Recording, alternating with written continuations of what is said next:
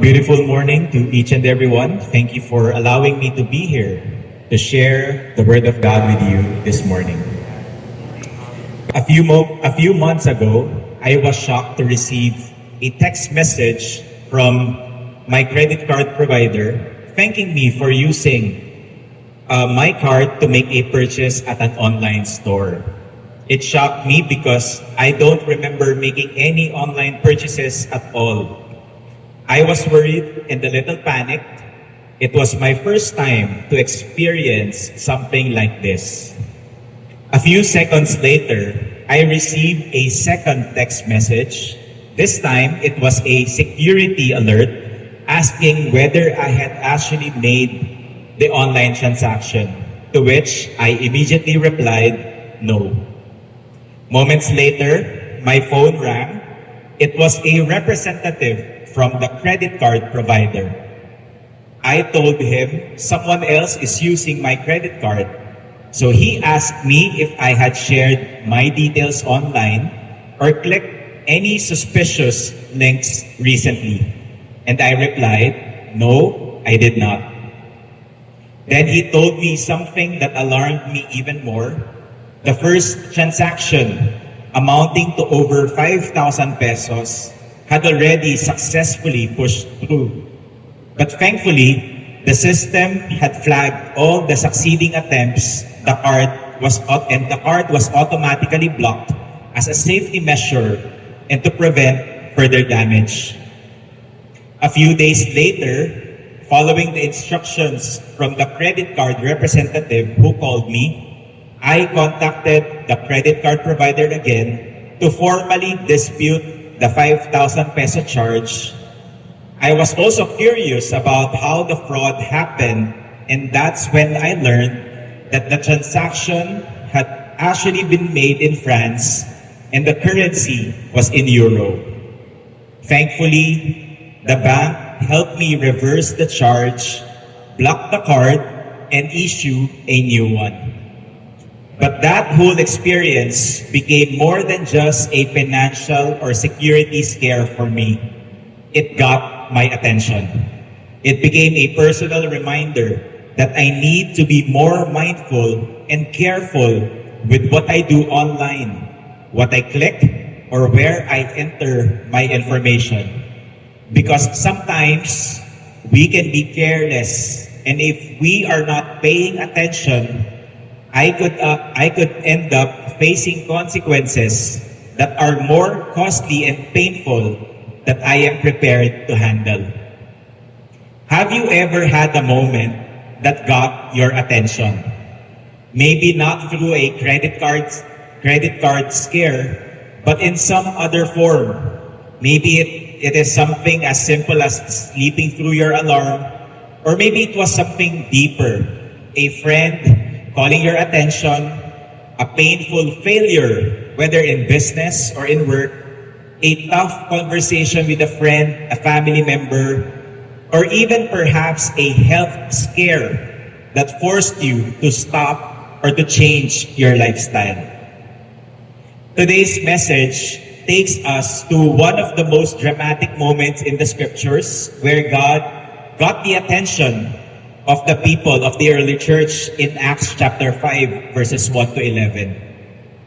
This is the story of Ananias and Sapphira, where a serious act of deception became the occasion where God got the attention of the entire church. To give context, Acts chapter 5 tells us of a healthy and a growing early church community that is being led by the apostles. It is a spirit-filled community marked by unity, by generosity, and by boldness. And during this time, imagine the extent of the generosity of the believers in this church.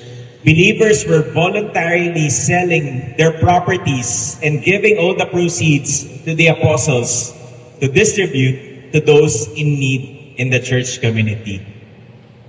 It is in this backdrop of sincere, spirit-filled generosity that our text happens today. So let's look at Acts chapter 5, verses 1 to 11, and see how their actions serve as a warning for us today so that God doesn't have to call our attention in our lives. Look at verses 1 and 2. Acts chapter 5, verses 1 and 2. But a certain man named Ananias, with Sapphira, his wife, sold a possession, and he kept back part of the proceeds. His wife also being aware of it, and brought a certain part and laid it at the apostles' feet. At first glance, Ananias and Sapphira appear to be doing the same thing as other believers. They sold their property and they gave their money. But there's a subtle and dangerous detail mentioned in verse 2. They kept back part of the money, meaning to say there was this dishonesty with the amount.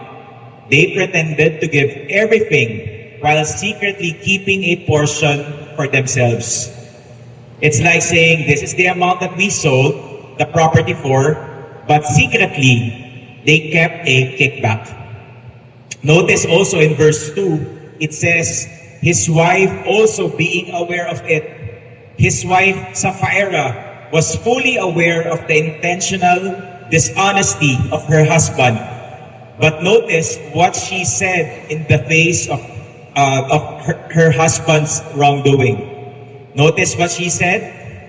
Nothing. She was silent about it. In fact, she was complicit in this deception.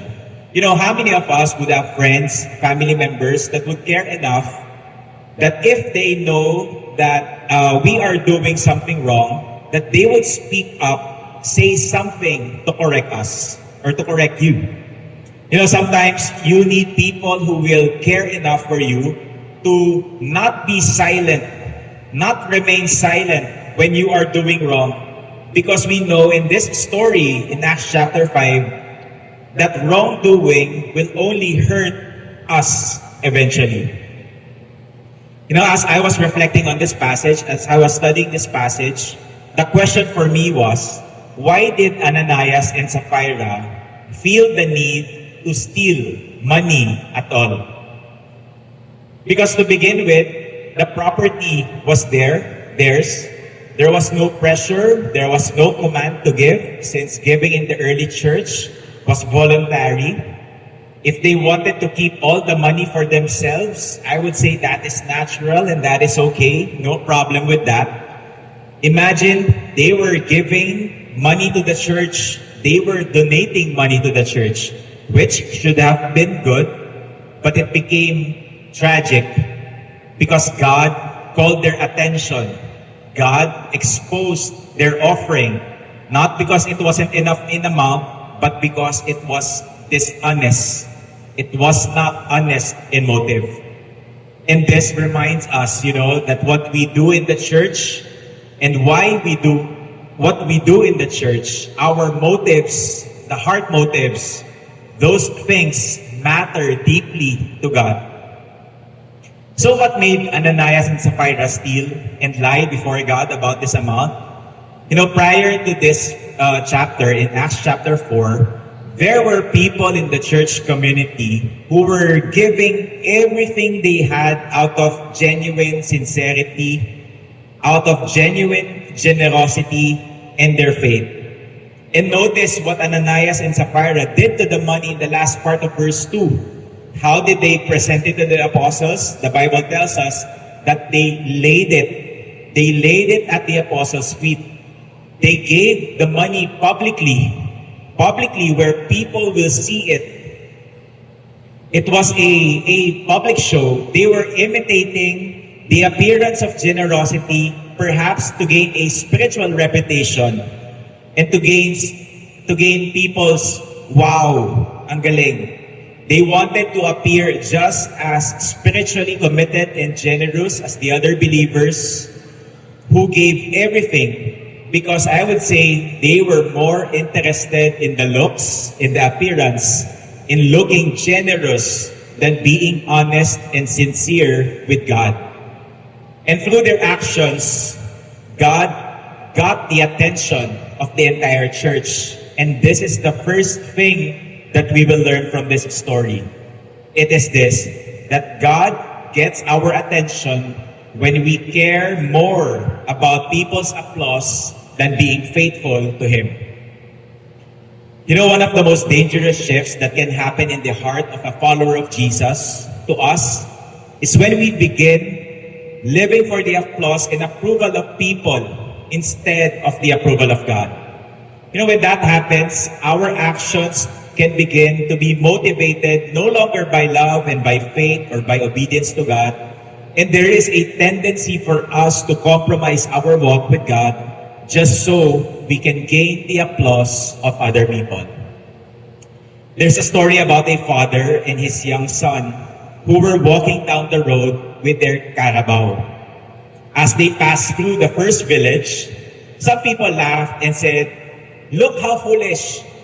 They are walking beside the carabao instead of riding it." So the man lifted up his son onto the carabao and they continued on their journey. When they reached the next town, other people made a comment. "What kind of son is that? Why does he let his father walk while he rides the carabao comfortably?" So the man took down his son and he himself climbed onto the carabao and they proceeded. Soon, they passed more people who shook their heads saying, "How cruel! That poor carabao shouldn't be carrying a full-grown man under the heat of the sun." So after hearing all these comments, the man and his son didn't know what to do. On the next village that they entered, they were no longer side by side with their carabao. Instead, they were carrying the carabao on their shoulders. You know, this is what happens when our lives are driven by seeking people's approval. We shift, we change our actions, we compromise, we exhaust ourselves because people's standards constantly change. Their approval is unstable, and their expectations are often impossible for us to meet. And many times, we end up doing things that are out of our character and completely ridiculous just so that we can gain the approval of other people. That is what happened to Ananias and Sapphira. They chose to lie and to be dishonest just to project a false image, to impress others, and to look as generous as everyone else. You know, we may not be like Ananias and Sapphira today, lying about the amount of sale or the amount of land sale that we got, but many of us can fall into the same trap of trying to keep up with appearances. Today, it might look like, buying the latest phones, luxury bags, designer clothes, or buying a brand new car, not because we truly need them, but because we just want to look just as successful, just as admired, just as wealthy as other people. I'd say there's nothing wrong with enjoying nice things if you can genuinely afford them. The problem comes when we pursue these things at the expense of our own integrity. When we fall into debt, when we take advantage of others, when we make unwise financial choices, and we choose these luxury things over our primary responsibilities to God and to our family. And sometimes it may not be just material things, but sometimes it also involves ministry. Even when we are active at the church, the temptation to live for people's applause and approval will not go away. Sometimes, we sign up for multiple involvements, multiple ministry roles just so that we can impress other people. And ministry becomes a stage for us for approval rather than an outflow of our personal worship. The Apostle Paul reminds us of the importance of our motives. In Galatians chapter 1 verse 10, he tells us, "For do I now persuade men or God, or do I seek to please men? For if I still pleased men, I would not be a bondservant of the Lord Jesus Christ." The Bible reminds us that we are called not to please the crowd, but to please the Savior, the Lord Jesus Christ. So whether you are welcoming people here, ushering, serving in whatever capacity inside or outside the church, praying in private, quietly supporting someone in need, doing your personal ministry, or choosing to be honest, whether in work, in business, in your relationships, in your friendships, or wherever, even when it costs you something, I would encourage you, stay faithful. Because in the end, the goal is not to be seen or admired, but it is to be found faithful by the one who sees everything. So God doesn't have to get our attention through painful circumstances. Just like what happened to Ananias and Sapphira. Look at verse 3 to 6. It tells us in verse 3 to 6, "But Peter said, Ananias, why has Satan filled your heart to lie to the Holy Spirit and keep back part of the price of the land for yourself? While it remained, was it not your own? And after it was sold, was it not in your own control? Why have you conceived this thing in your heart? You have not lied to men, but to God." Verse 5, "Then Ananias, hearing these words, fell down and breathed his last. So great fear came upon all those who heard these things, and the young man arose, wrapped him up, carried him out, and buried him." In this passage, Peter exposes and confronts Ananias for their sin. You know, it is interesting that Peter explicitly says that it was Satan who filled or who influenced Ananias' heart to lie to God, which shows us not only the reality of a spiritual warfare within the church, but also the direct relation that whenever we choose to willfully sin, whenever we choose to deliberately commit sin, we are actually allowing Satan to influence us. And the result of that is that we do things that will damage us and do actions that are against the Lord Jesus Christ. It is clear in verse 3, their sin was that they lied to the Holy Spirit. They tried to fool God. They acted as if they could hide something from the Holy Spirit, who is all-knowing. They forgot that God could see past our actions and into our hearts, and that God can see our real intentions, our thoughts, and our everything. Look at verse 4. Peter confronts them. They were under no obligation to give. The property, the money were theirs to begin with. They had the right to keep everything, but instead, they lied to God when they told the apostles that it was everything, but in reality, it was just a part of the amount. Love for money exposed their heart. Their sin was not about withholding the money. It was pretending they gave it all. You know, sometimes, even in church setting, even when we are bombarded with teachings of the Bible, even when we are surrounded with church people, even when we attend Sunday service, we can still find ourselves drifting in sin. We can go through the motion, sing songs, attend services, do church events, and even serve in ministry, but our hearts can quietly grow cold when we allow Satan to control or to influence us, and our hearts can grow numbed to the conviction of the Holy Spirit and begin to treat sin casually. You know, I heard about this group of kindergarten students. They were in the canteen, lining up at their school. They were in the canteen line at their school. At the start of the line, there was a small basket of apples, and their strict supervisor had written a note, "Take only one, God is watching." At the end of the line, there's a big bowl of freshly baked chocolate cookies, chocolate chip cookies. One of the children had written a note. It said, "Take all you want. God is watching the apples." You know, perhaps Ananias and Sapphira thought that God would not see or God would not know. They deliberately lied to God. And God, who sees their hearts, got their attention, held them accountable for the sins that they committed.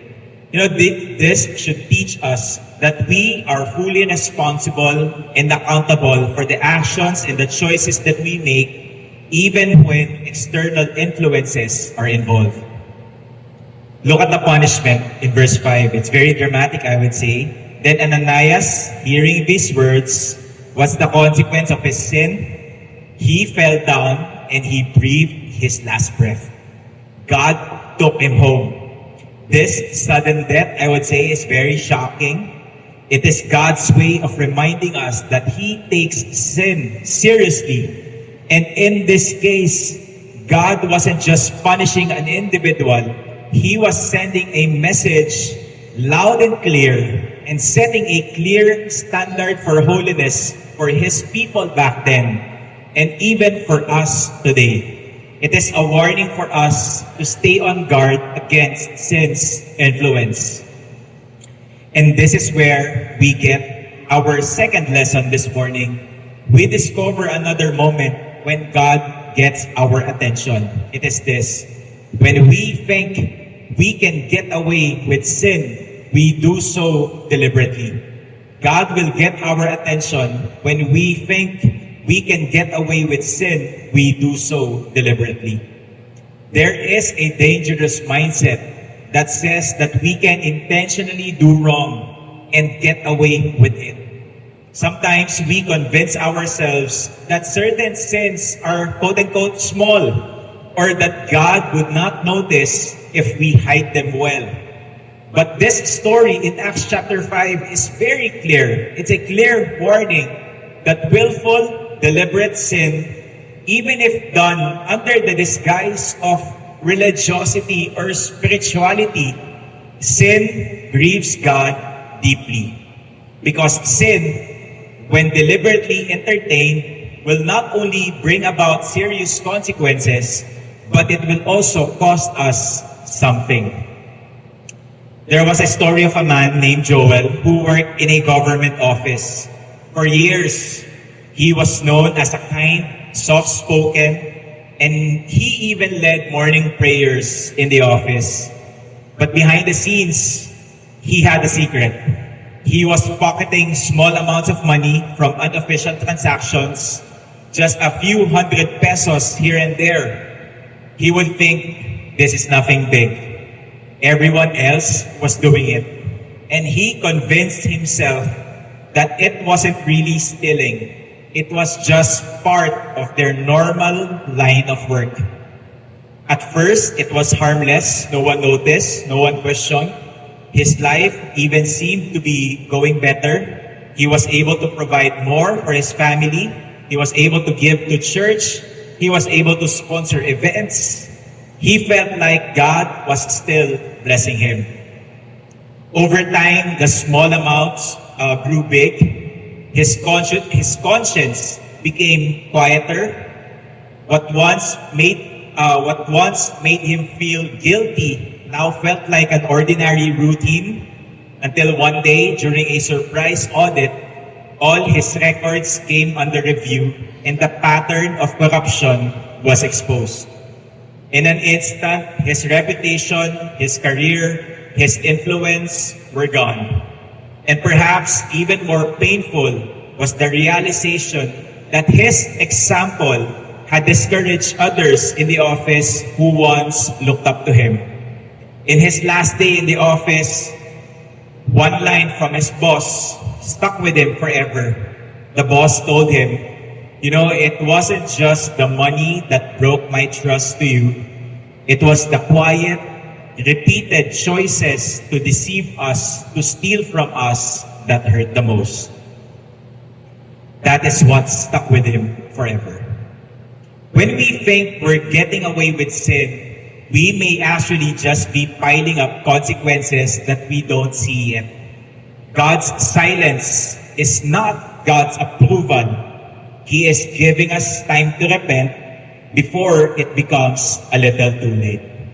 The sad part is, you know what? Many times we realize the need to obey God or to repent or to change our ways when we are already suffering the consequences of our choices, don't we? Sometimes we think, okay lang naman, wala namang nakakaalam, it's just a small amount or it's just one time only. And oftentimes, yung wake-up call comes when the damage has already been done. Sometimes it is when we already lost all our money before we realize that we should stop gambling. Sometimes it is when our family is already about to leave us, or when people's hearts have already been broken, that we start to change our ways. Sometimes it is when our children or our child is already emotionally distant to us, when he is hurt or angry, that we realize we want to change our ways. It's too late. Sometimes it is when teachers caught us or failed us in exams that we realize that we should just stop cheating or bullying others. Sometimes it is when we no longer can sleep in peace. We are already fired from work. When we got caught, it's out in the public, or when it's too late that we realize that we should stop our sinful ways and change. Whenever we think we can get away with sins done willfully and deliberately, I would say, think again. Remember, God is not blind. He is not indifferent. He sees everything, including the things done in secret, even the motives of our heart. What we can do is to stop, confess it honestly before God, turn back to Him. His mercy is greater than our sins, and He calls us to take our sins seriously and to return to a life of integrity and obedience to Him. 1 John chapter 1 verse 9 tells us, if we confess our sins, He is faithful and just to forgive us and to cleanse us from all unrighteousness. Ananias and Sapphira show us that when we deliberately ignore God's truth and keep walking in sin, there may come a point when the wake-up call or when God gets our attention is no longer a warning but a consequence. It's already too late. That's why when God exposes something in our lives today, we should not delay. His correction today is His mercy, and He is giving us the opportunity to turn back to Him before it is too late. Look at what happened to Ananias and Sapphira in verses 7 to 10. Verses 7 to 10. Now it was about 3 hours. Imagine, 3 hours later, when his wife came in, not knowing what had happened. And Peter answered her, tell me whether you sold the land for so much. She said, yes, for so much. Then Peter said to her, how is it that you have agreed together to test the Spirit of the Lord? Look, the feet of those who have buried your husband are at the door, and they will carry you out. Verse 10, then immediately she fell down at his feet and breathed her last breath. And the young man came in and found her dead, and carrying her out, buried her by her husband. 3 hours after Ananias' death, his wife Sapphira entered, completely unaware of what happened to her husband. Peter gave an opportunity for her to be honest. The question, tell me whether you sold the land for so much, was a chance that was given to Sapphira. That was a God-given opportunity for her to tell the truth. Sadly though, she was given both time, 3 hours, and the opportunity to do what was right. Sapphira, just like her husband, what did she choose? She chose to lie. You know, if we were church members, if we were spectators during that time, and we knew what happened, we knew the implication of that moment, that opportunity, perhaps, we would have shouted or coached Sapphira to just tell her, Sapphira, just tell the truth. This is your opportunity. This is your final chance. Just tell the truth. So that she could avoid the consequences and perhaps to change the ending of the story. If Sapphira had known that her next breath would be her last, I'm sure she would have chosen differently. But that's the thing about sin. It often blinds us to the real consequences of our actions. That's why God gives us His Word, which speaks of consequences, and God gives us the Holy Spirit to remind us of the consequences, and examples like this, Ananias and Sapphira, to warn us before it becomes too late. Because truth is, listen to this, chances and opportunities in life come and go. While God's grace and mercy are unlimited, our time, our opportunities, our second chances are not unlimited. That is why it is so important for us to recognize how short our lifetime is so that we can respond wisely and humbly while we still can at the moment it is needed. Sadly, Sapphira wasn't able to realize this. The Lord gave her an opportunity. She was given time. She was asked a question. She was given the opportunity to make things right. Yet she chose to remain in the lie, in the deception. It is sad, I would say, but aren't we also like Sapphira many times? God, in His mercy, gives us not only 3 hours, like Sapphira, but moment after moment, He gives us time to do what is right, time to change, time to repent, opportunities to make things right. Yet we often stay hardened, stuck in our sinful ways, until we realize it is too late. That's why it matters as God calls our attention, as God gives us opportunities to make things right, not just with God, but sometimes also with our family, with our friends, with the people who matter to us. We should make things right before we realize it is too late. That is what happened to Sapphira. It was too late for her. Look at what Peter said in verse 9. How is it that you have agreed together to test the Spirit of the Lord? Why did you test the Lord?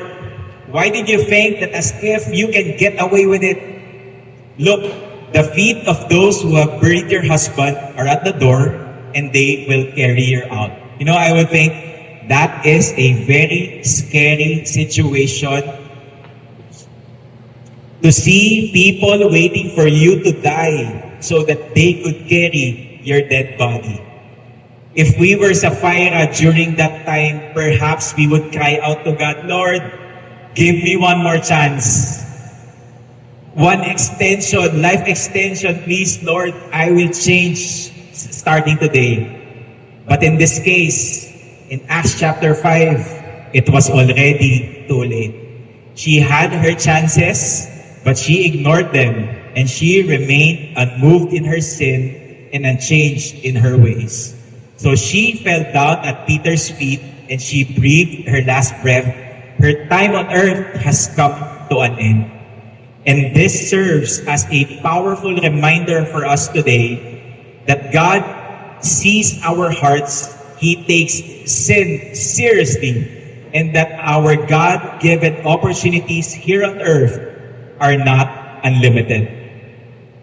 And this is where we get our third lesson for this morning. Third lesson when God gets our attention, it is this. He gets our attention when we take for granted the God-given opportunities for us to make things right. He gets our attention when we take for granted the God-given opportunities for us to make things right. Sapphira had time. She had a choice. but she wasted the moment. You know, one of the obvious truths that we see here is this: God, in His mercy, gives us opportunities to change and to correct our ways, but He doesn't guarantee us unlimited chances. One day, our chances will be no more. That is why every moment of conviction, of realization, and every chance to make things right is so significant, because getting another chance is never promised to us.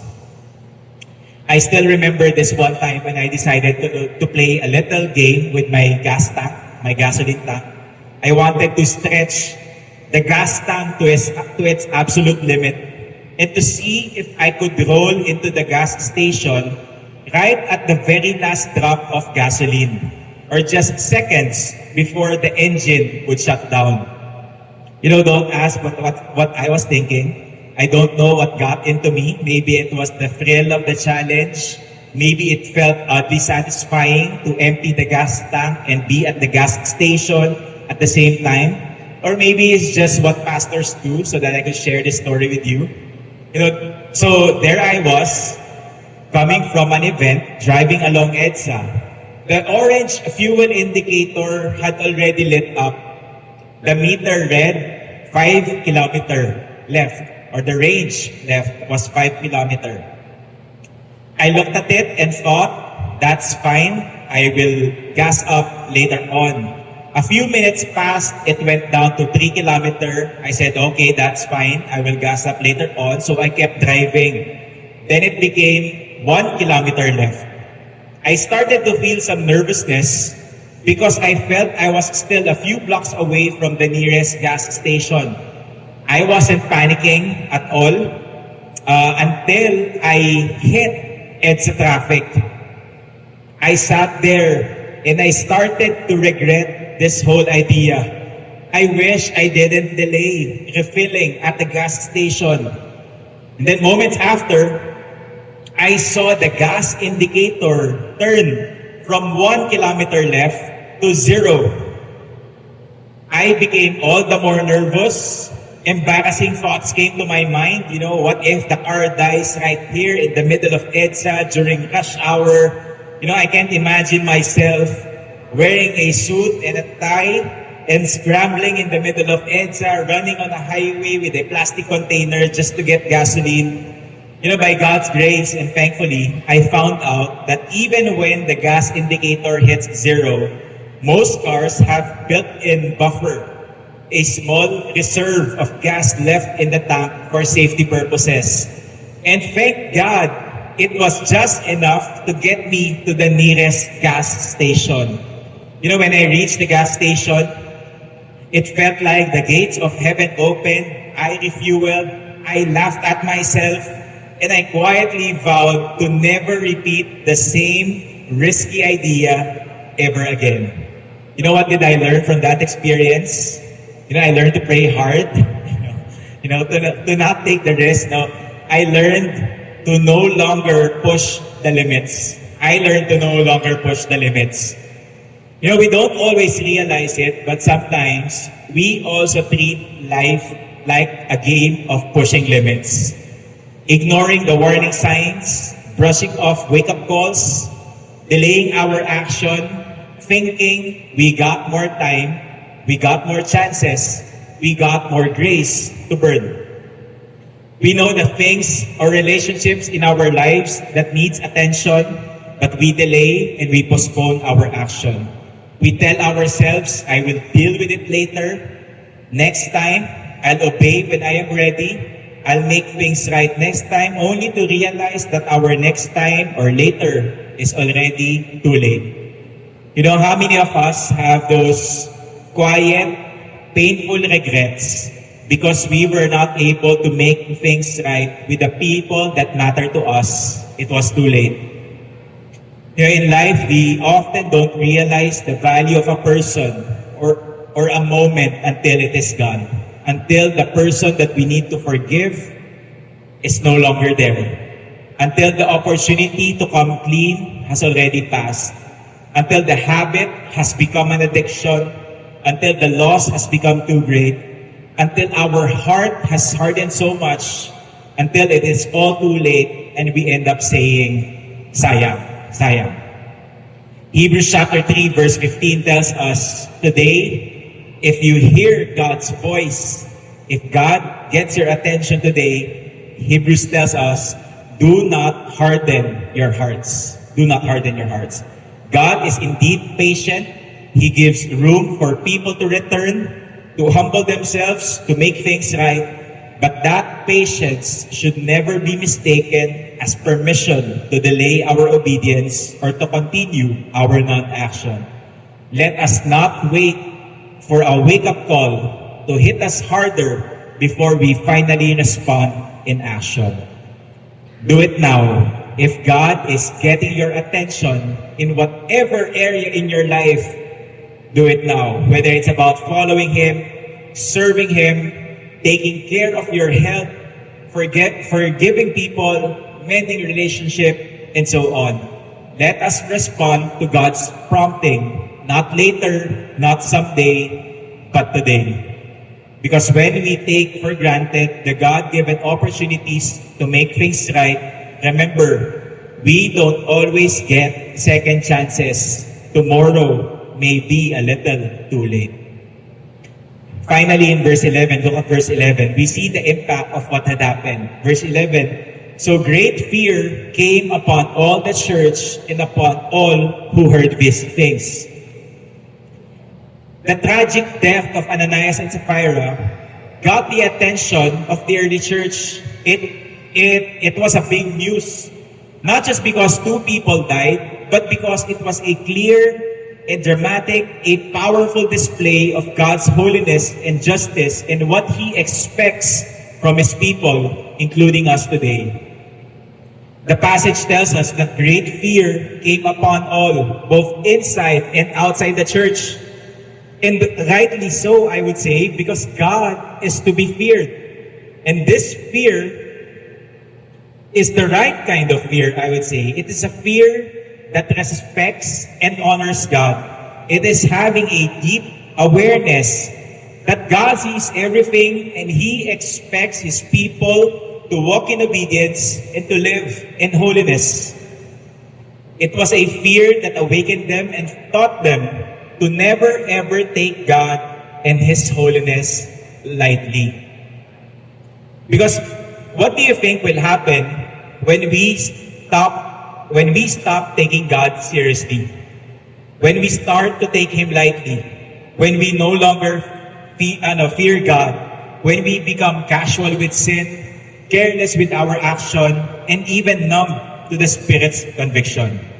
You know, if you are a leader in a business or in an organization, or if you are a parent, perhaps, or a teacher, a head of the company, you know what do you think will happen when your members or your employees do not take you or your rules seriously? When respect in the office, in the family is not there, when everyone can do whatever they want, and there is no fear of being disciplined, no repercussions, no recognition of authority at all, what will happen to the organization or to the company? You know, I would say, it would be problematic, it would be chaotic, magiging magulo. So for God's people to have this fear of God was good and healthy. For us to have that kind of fear, it will teach us to have boundaries. It will teach us to be conscious of our decisions and our choices. It will help us to think twice before disobeying, to think twice before lying, or to think twice before doing something wrong, because we respectfully fear and honor God, and we know that we must take Him seriously. This incident of Ananias and Sapphira was God's wake-up call to the church. It was God getting the attention of the Christians or His followers or the early church. It was His reminder to them that we should never ever take God and His holiness lightly. And this is where we get our fourth and final lesson for this morning. God gets our attention, or He will get our attention when we stop taking God and His holiness seriously. God will get our attention when we stop taking God and His holiness seriously. There is a great danger, when we lose reverence for God's holiness. When we begin to treat God casually, especially in worship, in giving, or even in spiritual matters, we risk falling into what we call complacency and disrespect. Our worship becomes routinary, our giving becomes transactional, and we become very casual with God. The tragic end of Ananias and Sapphira should teach us that we are not to take God and His holiness lightly. You may wonder, how do we take God lightly? In our worship, sometimes we become distracted or disengaged. Sometimes we sing the words, but our hearts are somewhere else. Worship becomes a routine for us, not an opportunity to personally encounter God. In God's Word, we hear it, but we don't always obey it. It's like we treat it like a suggestion, not a command. But sometimes, it's not just God that we need to live in fear and reverence of. Sometimes, we also need to have a healthy fear toward people, family, blessings, privileges, and responsibilities that God has entrusted to us. Because sometimes when we neglect the people God has placed in our lives, when we neglect our families, we neglect our children, when we neglect our church community, we stop treating them with honor, with respect, and care that they deserve. When we take them for granted, forgetting that these relationships are not random, that they are entrusted to us by God, and so we must take them seriously as well. Sometimes we also need to have a healthy fear in how we view and handle the blessings and the resources that God has given us. Our time, our finances, our health, our opportunities. When we live carelessly, assuming that these gifts will always be there, we risk misusing them or sometimes even losing them. Because God gave them to us, they are God's blessings and responsibilities that He has placed in our lives.